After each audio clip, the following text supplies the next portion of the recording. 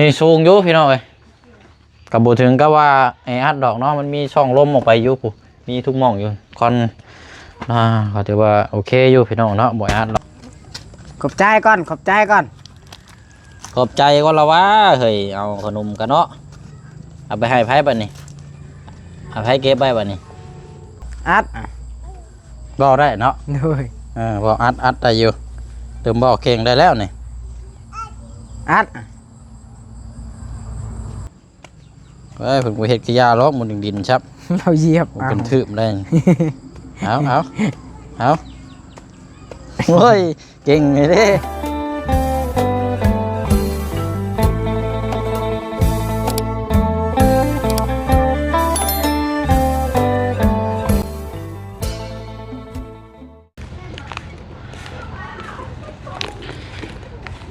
โพดอีล้อนี่เนาะใบไม้นี่เนาะ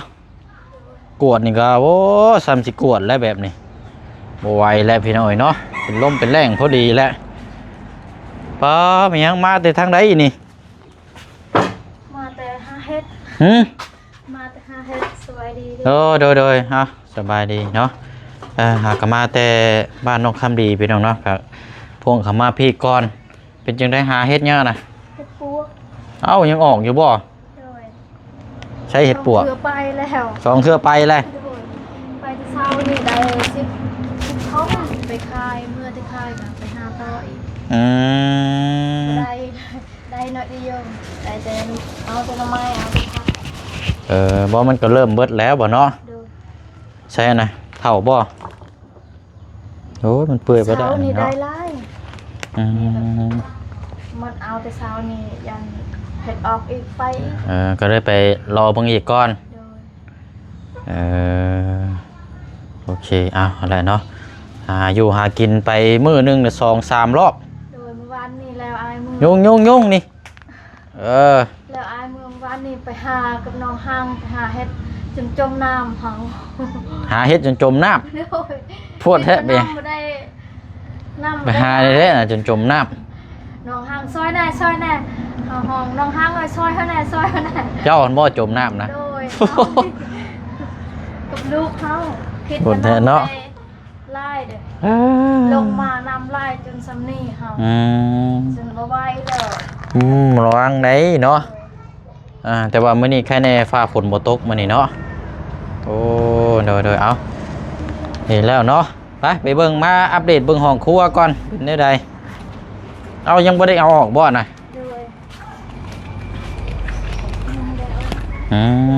เอาดึงออกรถบัดนี้เอาไม้ผู้ยูนเข้าไปเจพุ่นได้แล้วฮะเรื่องเลยรถบัดนี้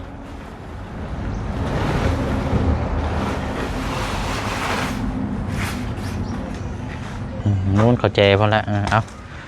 เดี๋ยวให้ซ้ายนี่อันนั้นอยู่เพราะว่าเดี๋ยวบ่เชียงสิให้ทางอาเจืองมาเอาเพราะได้ไปเทเสาเพื่อนเอานิดนึงเด้อมันบ่ลายเป็นไรดอกก่อนดีโอ้ไว้น่ะลูกมาแต่ใช่เอาไปดูให้ขนมไปให้ลูกก่อนไปแบ่งกันขากแล้ววันนี้พี่น้อยเนาะ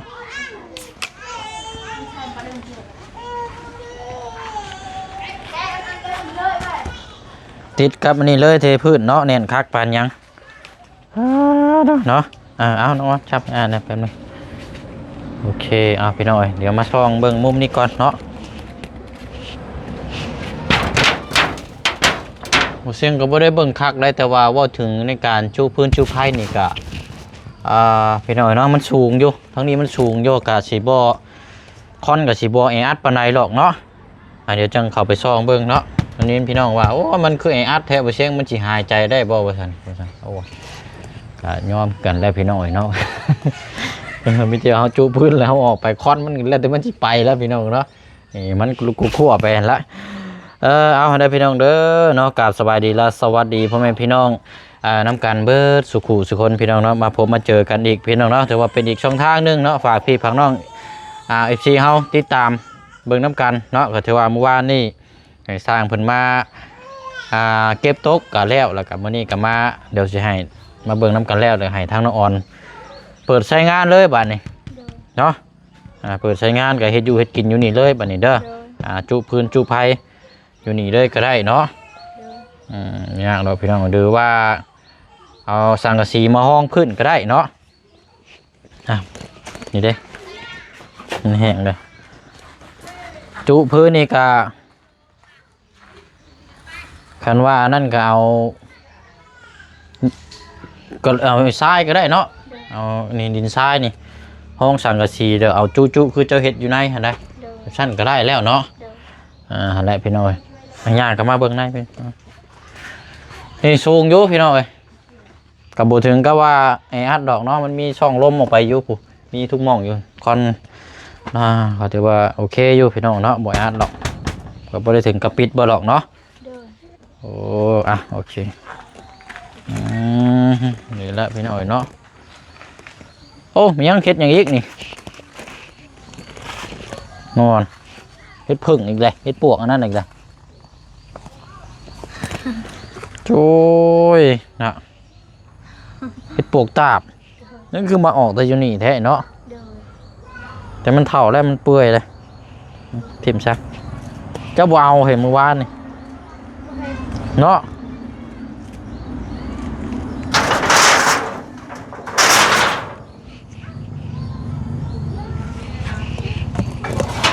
นี่เล่นนี่แถมนอกแถวนี่ดูนี่ได้มั้งนั่นเห็ดปวกกำลังอาละวาดเนาะเอาละพี่น้อยมาเอามาก็ได้บัดถือว่าใช้งานเลยบัดนี้เด้อ โดย ให้ปกติเลยเนาะเหลือแต่ผ่าบัดตัวที่ตัวนี้ก็เดี๋ยวพันโมมีอยู่เทเซโปนในพี่น้องเมื่อบ้านเขาแล้วบ่เช่นขึ้นมารอบหน้าจังจะซื้อมาให้อีกเด้อ โดย อันนี้ก็ล่างหาอยู่พี่น้องเพราะว่าอย่าเอาตัวมันดีๆในจังน้อยเนาะนี่ก็อดไปก่อนคันภาวัดแบบนี้มีอยู่แบบนี้บืดดอกแต่ว่ามันบ่ดี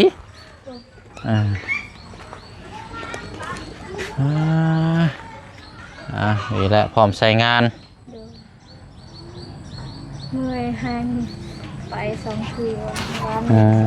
เดี๋ยวหาอยู่หากินเนาะบ่ติแล้ว วันนี้ได้เส้น5,000มื้อนี้ได้เส้น25,000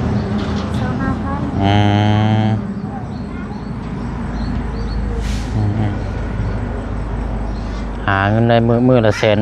นี่ก็โยเนาะ คันได้หลายได้ หาใช้ได้พี่น้อง ไปเช้านี่ได้บัดไปตอนเที่ยงบ่ได้อีกได้แต่กินน้ำมาหินได้แต่หน่อไม้ข้างนอก มันก็เริ่มเบิดแล้วเนาะ โดย เนาะเอาโอเคสายพี่น้อยมีแต่ว่าหั่นแหละไปใช้งานเด้อบัดนี้เด้อหั่นแหละและป้อยูมึงในลายแท้นี่เต็มหมดเลยเนาะ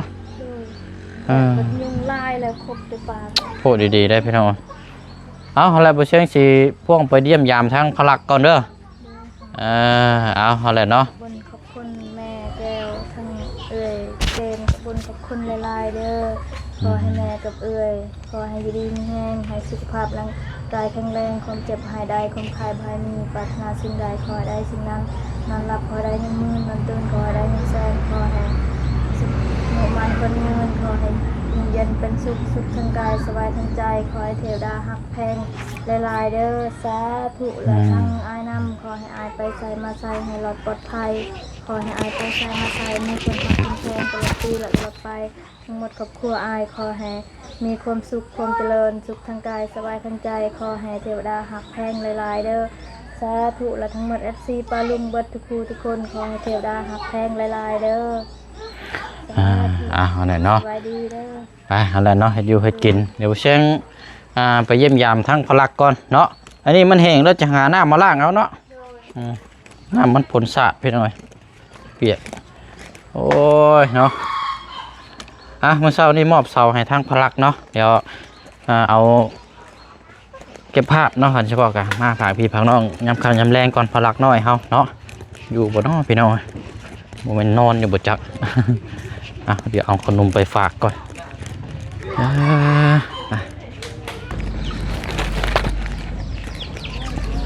โอ้ยหันทางแห้งหนึ่งคือว่าไข่เนี่ยจักหน่อย พอหายใจคือว่าโล่งเนี่ยพี่น้องเนาะฮ่าโอ้โหไปได้นี่เนาะไปใช้เบิดเนาะยิ้มยามเบิ่งก่อนเนาะพี่น้องก็จะเอามาขายกระพุ้ยบ่73เนาะ7337ใช่นอนแล้ววะอยู่เทิงพุ่นบ่เอายังกันนะเอายังมาโยนมาเลยมาฮึบ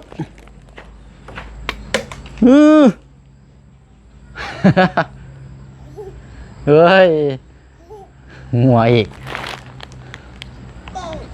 นอนแล้ววะนี่นอนเลยกำลังกินข้าวโอ้ได้ยังกินนะบ่อ๋ออันป้อนข้าวน่องบ่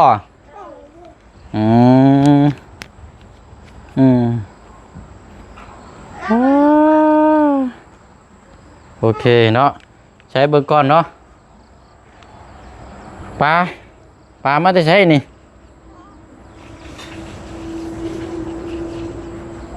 โอ้แขวเต็มปากเลยนี่เนาะ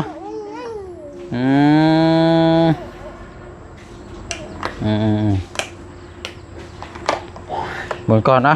ลงมาลุมพี่ก่อนเด้ออยู่เชิงมันคืออันนั้นแทบเพนหน่อยปลาปนแห้งคือว่าไข่แน่เนาะปลาปนพริกบวมไปเลยเหี่ยวบวมน้ำ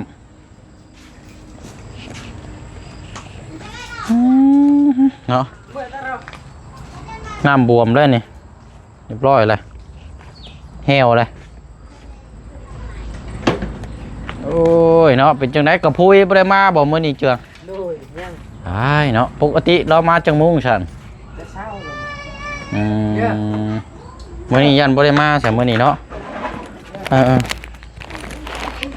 มาเจาะเบิ่งกระพุ้ยแน่แล้วพี่น้องอย่าเอาเมื่ออันตรงน้ำแต่ว่ามันคือขี่สนิมแท้เจืองนี่เอาซีดมันบ่เป็นมันขี่สนิมเต็มอยู่นี่เนาะเอาซีดอยู่ในมันบ่เป็นแบบนี้เด้อซีโดยแบบว่าสีพ่นใช่ไหมบ่ซีธรรมดาซีผ่าก็ได้น้ำมันก็สีปองเขานี่บ่โดยสีปองเขาพ่นเนาะโดยโอ้สีสเปรย์เนาะคันชื่อว่ากับสีสเปรย์ใช่สีเขาล่างนะสีนะให้มันเป็นสีแบบคือข้างนอกนี่บ่โดยแต่มันบ่เป็นอีกแบบอันนี้ล่างบอกแล้วนี่เนาะโดยล่างมันก็เป็นอีกขี้เมียงคือเก่าบ่โดยแบบเล็กมันแก่ดิอันนี้กระพุ้ยกระเจ้าใช่ยังนี่มานี่เนาะจักเขาใช้น้ำมันถังน้ำมันนะแบบนี้เนาะเยอะช่องบ่อยากช่องเบิ่งบ่ช่องมึงอยู่ฮะเอานึกว่านั่นแล้วคันมีก็เอาไว้ให้นี่เด้อโดยเฮาสีดเอาเนาะสีดพ่นโมเมนต์แล้วกระพุ้ยนี่นั่นคันว่ามีนี่บุเชงอยากเอาไว้นี่คันมีนี่คือว่าโมเมนต์ว่าตรงเตน้ำได้อันนี้นั่นคันเฉพาะกับเพชรเป็นเตาอบก็ได้เตาอบนี่อบอันนี้อยู่ในกินเป็นสิ้นหมูสิ้นยางแบบว่าอบเป็นอย่างต่างๆนะเอาเตาในต้งเอาลงวางในนี้จุไฟเตานะแล้วเฮ็ดคอเล็กใช่นี้เกาะใส่ชิ้นนะห่อยรอบๆนี่เอาพาปิดเลยวันนี้ประมาณ1 ชั่วโมงมาโอ้ยจะบอกเลยสุดแหละนี่นะเยอะห้องเตาอบให้เตาอบก็ได้นี่นะด้วยมันเป็นเตาเล็กได้ขันยางนี่บ่ได้แล้วใช้เกือบได้เอาเกือบใช่แม่จะครับใช้เกือบใช้กิ่งหนึ่งอยู่ใช้บะการไหนเน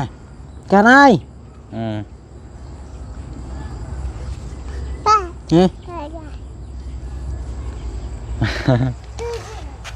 นี่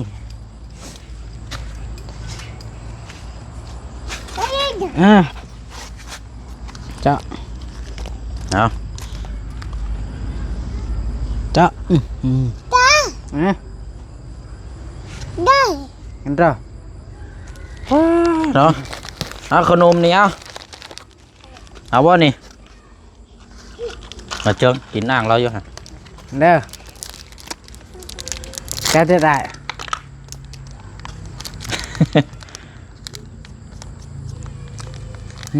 หอม ผมยาวเลยพ่อพาไปตัดเลยลุงผมมีเวลายุ่ง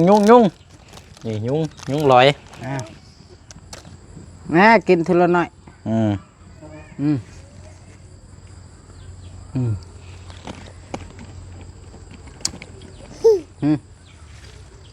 จักเป็นชี่ยังบอก เลย โอ้ยเนาะ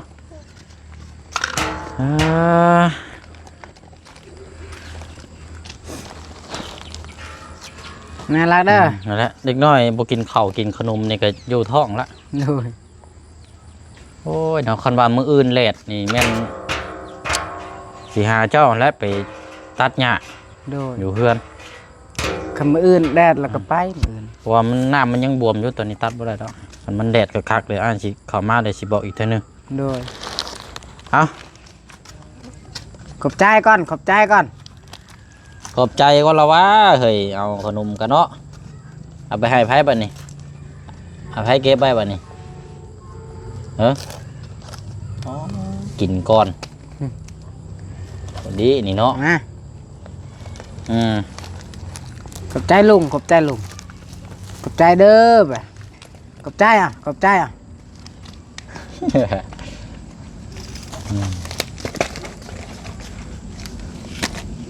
เราตุ้ยขึ้นแน่นวิ่งขึ้นแน่น โดยจักโลติดแล้วมันนั้น จักโล ลืม ขึ้นอ่ะลุงจำให้เอาขึ้นเอาขึ้นเอาแม่ขึ้นจะเติมน้ำมันบ่ฮะ แน่น โอ้ยเย็นๆนี่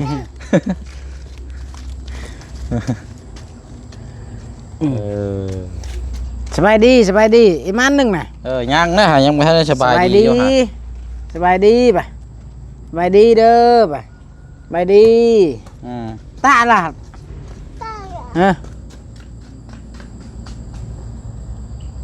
สบายดีก่อน เยอะ โอ้ยุงนี่เนาะตัวใหญ่ดีๆนี่บิน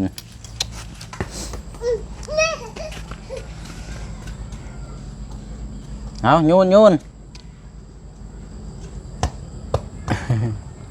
มันบ่ค่อยมีลมปานใดเลย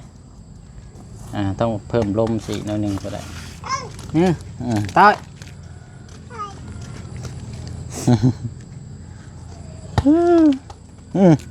น่ารักเอ้ย ใช้บาดนี่บ่เห็นชับ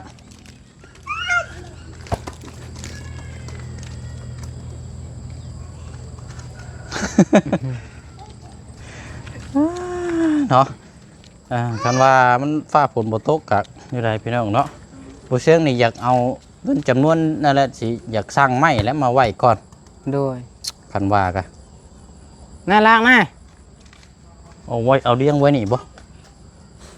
เอาเพียงเอาเลี้ยงตัวนี้ก็ได้เลี้ยงมึง เลี้ยงอันรอบข้างฝั่งนั้นบ่ โดยมันบ่เปียก แอมนาย ก็สิไล่เบิ่งประมาณ ให้ลุงไปให้ลุง สิยัวเบิ่งเลยพี่น้องสิยัวนี่ใช้5 คูณ 10นั่นแหละประมาณ1 2 3 1 2 3 4 1 2 3 4 5หาโตแล้วก็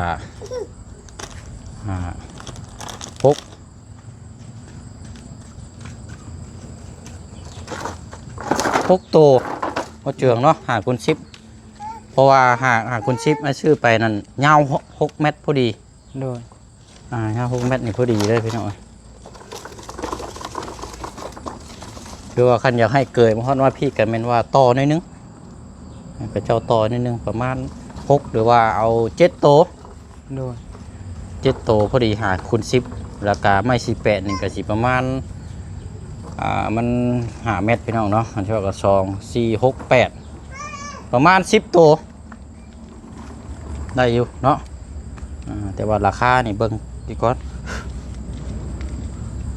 พอใช้สังกะสีนี่บ่ได้เฮ็ดที่ปานใดดอกเฮ็ดห่างๆเอา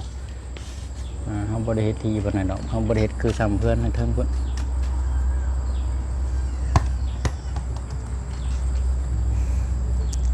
ซื้อมาเลี้ยงไว้นี่แหละพี่น้องเนาะมาแล้วก็จังเฮ็ดให้เราเนาะเพราะว่าเสียงก็อยากให้เห็นเครื่องคองและพี่น้องเนาะเพราะว่ามันขาดอันใดแน่เพราะว่าคันว่ารอให้งบเพียงพอบ่จันว่าจักยามใดนะพี่น้องเนาะก็ได้ว่าจะลั่นเอาเครื่องคองมามอบให้ทางนอกเพิ่นเบิดก็มีแต่ว่าเอาเรียงๆไว้ให้ก่อนเป็นหยังบีพรม รอกดเนาะ แม่เราเคยช้อนเราชิดซอกอันน่ะ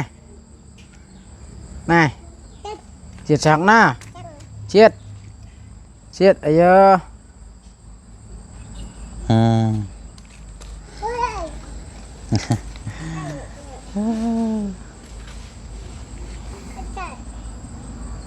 มือบริโนอน เอายังบริโนอนเลยบ่ นี่ ปาดโทษ จิตเบาอ่ะจิตเบา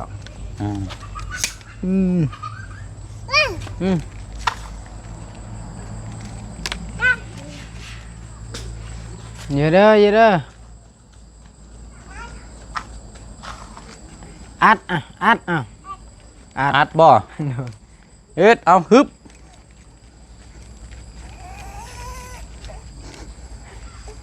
ปิดประตูโอ้ยเอาเฮ็ด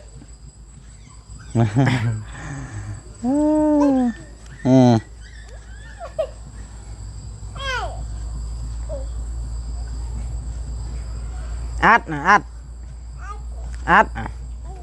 บ่ได้เนาะ ด้วย บ่อัดได้อยู่เติมบ่เข่งได้แล้วนี่อั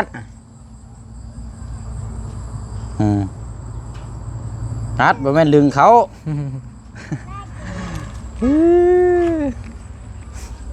อัดเลยเอาระวังมือฮะได้แล้วฮะแปะเอ้ยตาแปะละเอ้ยแปะเอ้ยตายังบ่ทันได้นอนจังน้อยนี่อาบน้ำนี่นอนได้นี่เนาะแปะตาตบมือเปิ้งอ่ะเปิ้งสบายดีปาลุงสบายดีมันเป็นยุงกัดบ่ฮะเนาะเอานั่นแหละพี่น้องเอ้ยนี่มันเจืองผู้แดงครึ่งวิเทิงผู้มากหยังนัดคือกันโมเมนต์มากอันนั้นแก้วมังกรผู้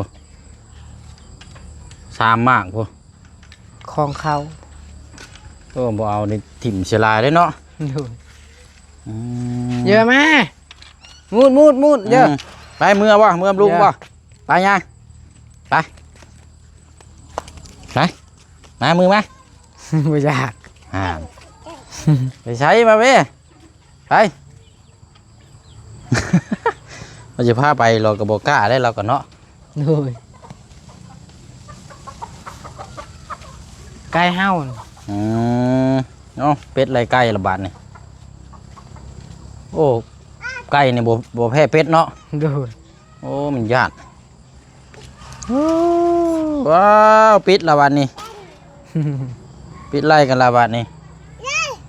ไก่สิเข้ามาแล้วฮะโอ้มุดอีกดินโอ้เต็มอยู่นี่วางเลยฮะมุดอันนี้แสบได้มุดอันนี้นี่มุดแดงเยอะเห็ดกระยาดอกเต้นเอาเต้นเฮ้ยผมเห็ดกระยาดอกมุดดินครับ เราเหยียบ เป็นทืบได้เอาโอ้ยเก่งเลยเด้ไปเมื่อมาไปลุงวะมาไปrồi trước màu mấy em mà ăn đây chơi gà màu gì này màu em tên ăn tên lời tên tên wow ơi tên à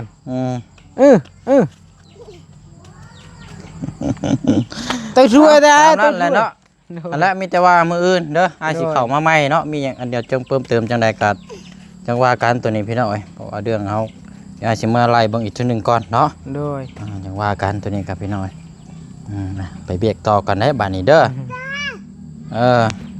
เด้อมันสิกัดตีนนะครับไปยืนเฝ้ามันแท้เ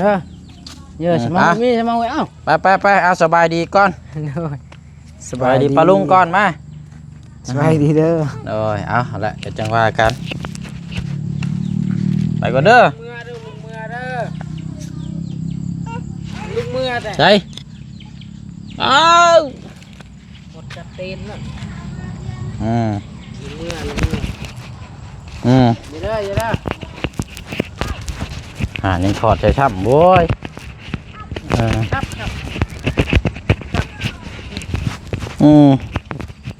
ใช่เข้าไปในพุ่นละไปเด้อยุงกบแก้มมาเจืองเห็นบ่ ยุงหลายเลยพี่น้อยเนาะเอาอะไรพี่น้องเนาะมื้ออื่นจังมาติดตามเบิ่งน้ำกันอีกเนาะสำหรับทางพลักน้อยแล้วก็ทางเรื่องในการต่อเพิ่งตัวนี้น้ำเน่นะพี่น้องเนาะแต่ว่ามีเพิ่มเติมมาจากไหนก็เดี๋ยวมาแจ้งพี่แจ้งน้องFC เฮานะครับฮู้น้ำกันอีกเนาะพี่น้องเนาะไปเนาะบ๊ายบายเด้อพี่น้องเด้อเนาะน้ำกันเบิดสุขุสุคนเนาะพบเจอกันในคลิปหน้าเนาะบ๊ายบายพี่น้องสบายดี